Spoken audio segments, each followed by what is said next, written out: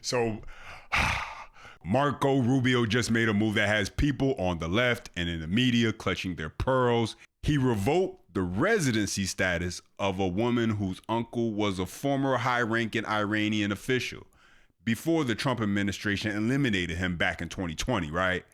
And so she thought she could be all on social media, cheering for the other side, celebrating attacks on American soldiers while living it up in Cali, right? As a guest here.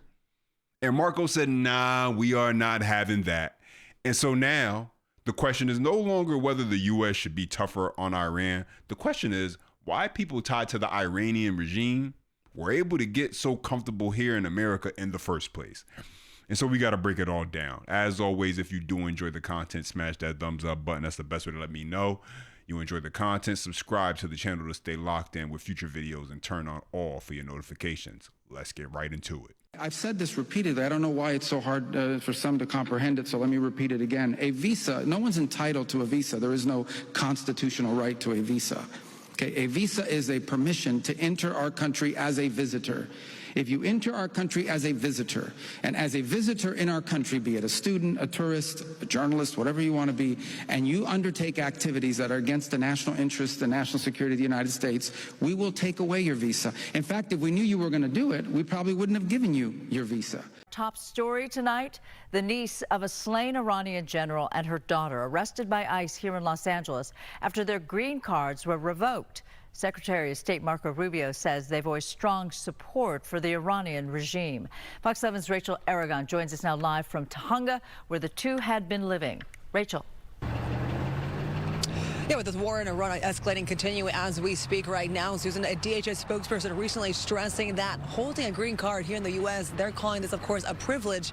They also stress that anyone who poses a serious threat with that status could risk having their legal status here revoked. Actually, I was surprised, and it was quiet everywhere. So. Residents living along this serene and quiet Tahunga neighborhood shocked to learn about their next-door neighbors, the niece and grandniece of slain Iranian general Qasem Soleimani. The two were taken into custody by ICE on Friday. I wasn't home, but my wife told me that they've been like an hour. These are photos of Hamadi Soleimani Afshar, identified as Soleimani's niece, and her daughter from their Instagram accounts. Secretary of State Marco Rubio said he revoked their green cards, citing Afshar's vocal support for the Iranian regime and social media posts celebrating attacks on U.S. military personnel. Rubio saying on X that until recently, the two have been living lavishly in Los Angeles. In the post, he goes on to say the Trump administration will not allow our country to become a home for foreign nationals who support anti-American terrorist regime. Neighbors say the two kept a relatively low profile. I mean, did you ever see them come by? No, I never saw them. From time to time we did. It wasn't all the time. The world is a safer place without these monsters. This is President Trump in 2020 after Soleimani was killed by a U.S. airstrike in Baghdad. DHS says his niece, Afshar, entered the U.S. in 2015 and obtained a green card in 2021. And the niece and grandniece right now of Soleimani are still in ICE custody, waiting removal proceedings from the U.S. We should also mention Afshar, the niece of Soleimani. Her husband is also barred from entering the country. Pre-live tonight, I'm Rachel Aragon. I'll send it back to you. Rachel, is this a unique situation, or has the State Department pulled other people's green cards in relative to the Iranian conflict? The State Department also just addressing that, Susan. They said actually recently they also removed the legal status of a daughter of a high-ranking Iranian official as well as her husband. But as we heard right now from the department itself, they're calling, of course, a green status a privilege, and anyone posing any kind of threat, and especially aligning themselves with the terrorist regime, runs that risk of having their status revoked. Yeah, so it was all sweet until it wasn't, right? She was on social media, living it up, doing things she wouldn't be allowed to do back in Iran as a woman. These are all facts, but still felt the need to speak out against the United States, taking for granted the privilege she was granted to be in this country. Not just as someone from another country, but as the niece of a high-ranking official. I'm sorry, but that's actually pretty stupid. She must have gotten so comfortable with the free speech we have in this country that she forgot. That's not how it works for someone in her shoes. I'm sorry, that's the reality. It's harsh, but it's the truth. She should have been on her best behavior, trying to stay under the radar or whatever, think of her lucky stars that she could be in this country. But instead, what's she out here doing? Cheering for the other side, where certainly if she was back in Iran, she would not have the freedom and the luxuries to do any of the things so freely, dress so the way she wants to, be on social media the way she wants to, enjoying all the benefits she has in this country. She would not be able to do one of those things back in Iran. But let's jump into the next clip and break down how she apparently got caught for immigration fraud, and the fact that she basically told on herself because she originally came here seeking asylum. That's what she was claiming. But come to find out, she was making trips back and forth to Iran, which pretty much proves that claim to be false. But take a listen.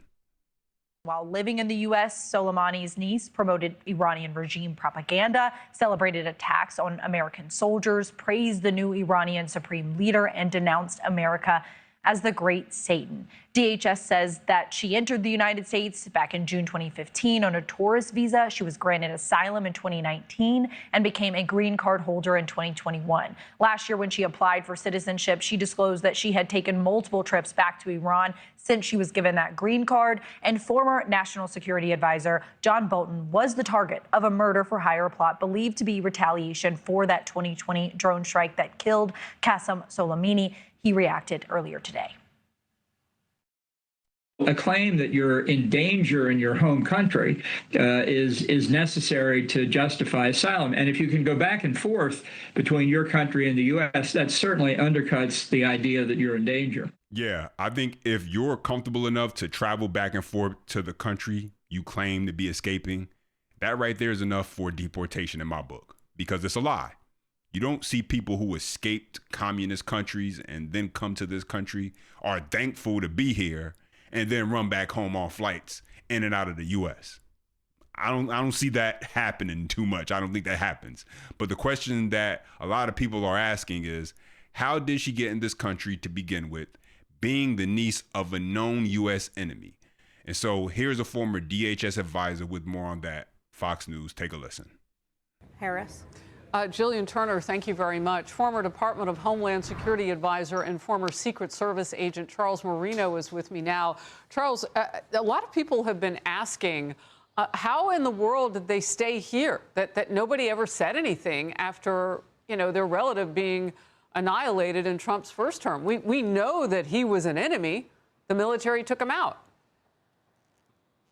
Well, it's the right question to be asking right now, especially since it appears that as a country, we still haven't learned the lessons of September 11th, 2001, where shortly after those attacks, the Saudi government requested that the FBI assist in relocating over 24 members of the bin Laden family after that attack. We knew he was leading al-Qaeda.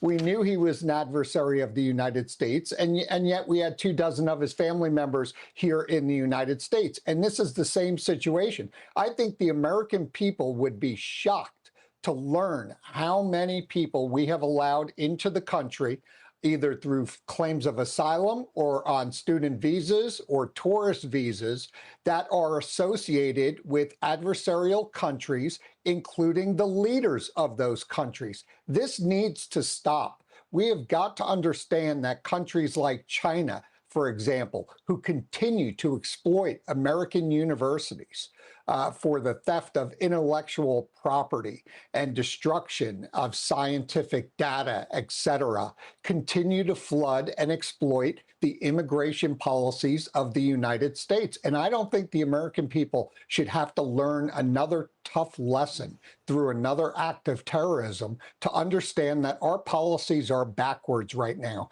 And some of our elected leaders continue to bury their heads in the sand and live in this augmented reality that just doesn't match what's going on the ground. Too many people want to live in the United States for the quality of life, but have no intention of truly embracing what comes with it. Beyond the external superficial, which these women were clearly fine with embracing. And these women were living like American women, bragging about their lavish Western lifestyle, something women in Iran under that regime could never enjoy. Meanwhile, people who support that same regime would actively force them to cover themselves up. The hypocrisy and double standards are absolutely ridiculous, but let's continue. Look, having worked at DHS as an advisor, I mean, you know the details of what it can cost us, not just with 9/11, but just overall. It sows the seeds with other enemies, like, well, maybe we can go to America after hating them and threatening to kill Americans and become an influencer. A new editorial with this headline: California should thank ICE for arresting Iranian terror general's high-living relatives. And here's part of that. It is unusual for the families of America's sworn enemies to support the bad guys so openly while enjoying the California sunshine. Soleimani's relatives must have thought they were immune. After all, they lived in a sanctuary state. But as Rubio noted, Secretary of State, a green card is a privilege, not a right. And you cannot support America's enemies and expect to stay in the country. Charles. Well, and I don't think the administration is holding their breath, waiting for a big thank you from Gavin Newsom, just like they wouldn't get one from Tim Walz or Governor Hochul in New York City. These sanctuary jurisdictions are actually more likely to take the side of those that have been deported, no matter their association or the reason why they were here in the country. So, look, we are one of the most lax countries in the world when it comes to our border and immigration policies. And we saw that to an extreme under the Biden administration. And now the Trump administration has a great deal of catching up to do through Marco Rubio at the State Department in terms of vetting. Yeah, and this is why whenever you hear liberals, when you hear people complain about the immigration process and, oh, it's not fair. Oh, we should make it easier for people who want to come to this country to be able to come. Says who? Says who? Why? It's a privilege. And what makes this so funny is we practice this in America already. Let's not lie to ourselves. Anyone who's ever tried or wanted to gain access to an exclusive club, group, or organization, whatever, that has requirements that filter out people so they can select the best fit deals with this. We don't make things that we want people to appreciate and value and assure that they are a good fit easier to gain access to. We don't do it. Or if they bum rush their way in, we don't say, well, since they already came into this group, club, special organization, whatever, just let them stay. No harm, no foul. We never do that. We kick them out expeditiously.